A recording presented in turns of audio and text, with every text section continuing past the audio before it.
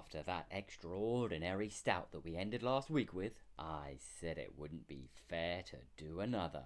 But there is just one brewery out there that can hold its own with any Impy Stout. That being the Dutch master, Kees Brewery.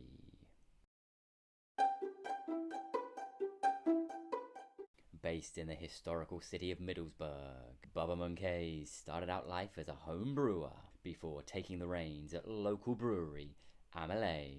And having spent many years as their head brewer, Bubberman finally went solo in 2015 to set up Kees Brewery. And although I keep meaning to find a few more of their beers, well, at least a few more of their beers that aren't stouts, it's their impies that just keep calling me back for more. So today we have yet another of their Caramel Fudge Stouts, the Pedro Ximenez edition. That's sherry to you or I. And having had the original, the cognac, and the bourbon editions of this beer already, I know today will be some treat. Even if sherry isn't exactly something I get all that excited about. But it should definitely add something a little different. And I've got to admit the jet black can is somewhat enticing in of itself. So let's see if it lives up to its predecessors. Let's get pouring.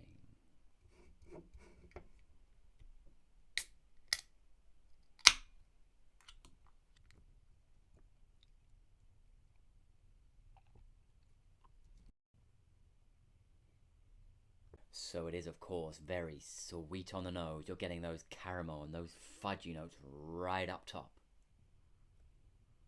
It's creamy, it's a little milky, and you are getting a little sense of that impending booze. And there's an almost subtle spice in there too, or maybe that's just my aftershave.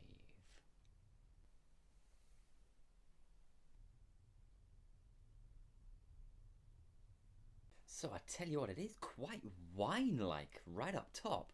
There really is a burst of that white grape before that rich fudge and that sweet caramel start to blend in.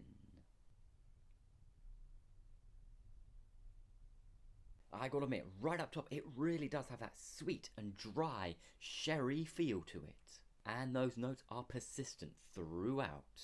It really does feel like your after dinner aperitif.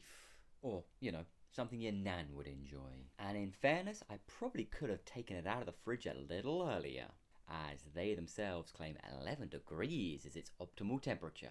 That's not chilled, that's borderline lukewarm. And if anything, you're better off having a wine taster review this one. And there are some rich malty notes in those middles, and a little bit of aniseed in there as well.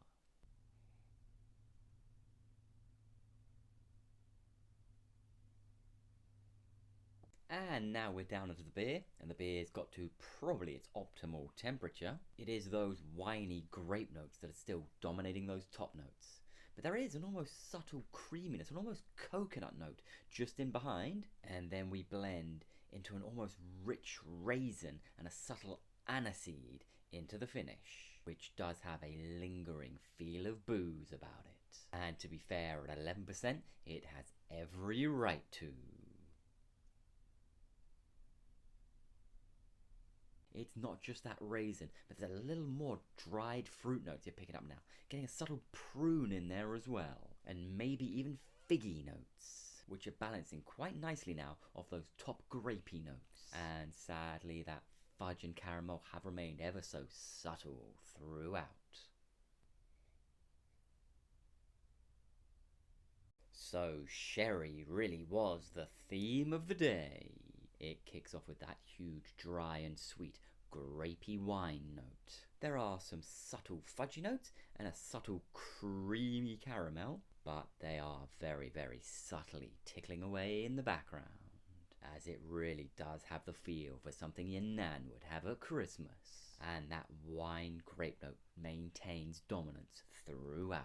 Midway through, you do get a couple of new additions, mostly a rich malt and an aniseedy spice, along with that booze-driven raisin, which just further helps to compound the booziness. And as you get into the tail, you do get a few more dried fruit notes, but this is definitely one of those personal preference choices. Because if you enjoy your wine as well as your beer, I can see you really enjoying this. Sadly, wine has never been something I've been able to tolerate.